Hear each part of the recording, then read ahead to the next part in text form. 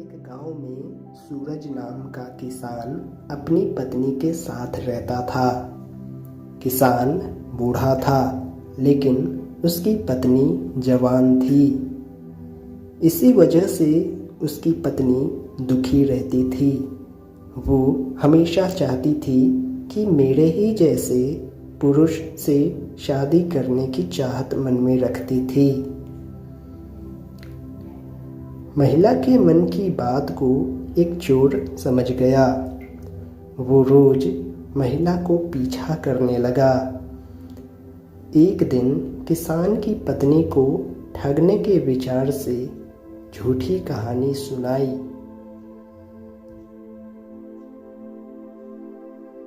सालों पहले मेरी पत्नी मुझे छोड़कर चली गई। अब मैं अकेला हूँ। मैं तुम्हारी सुंदरता पर मोहित हो गया हूँ और तुम्हें अपने साथ शहर ले जाने आया हूँ। स्त्री यह सुनते ही खुश हो गई। वो फटाफट बोली, ठीक है, मैं तुम्हारे साथ चलूंगी, लेकिन मेरे पति के पास बहुत सी धन है। पहले मैं ले आती हूँ। उन पैसों से हम जीवन भर आराम से रहेंगे।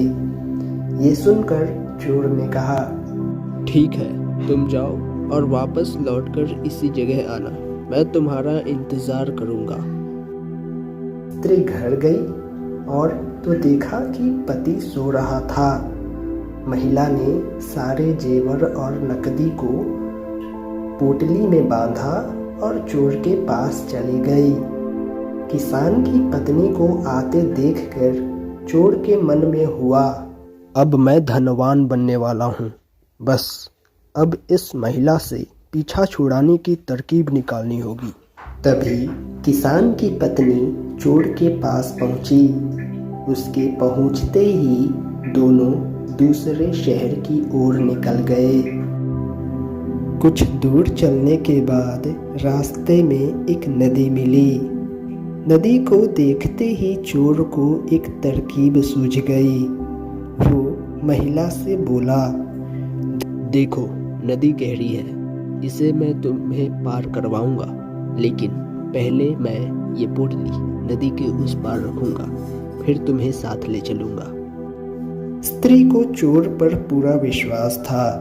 उसने कहा, हाँ, ऐसा करना ठीक रहेगा।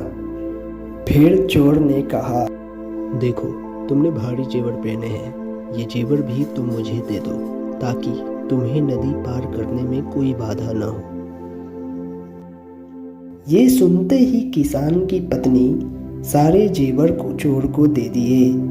पोटली में बंधा धन और महिला के जेवर लेकर चोर नदी के पार चला गया। महिला उसके लौटने का इंतजार करती रही, लेकिन वो फिर कभी लौट कर नहीं आया। महिला को बहुत दुख हुआ। उसकी आंखों से आंसू बहने लगे, लेकिन पछतावे के लिए तब तक बहुत देर हो चुकी थी। उसका सारा पैसा और जेवर चोर लेकर भाग चुका था।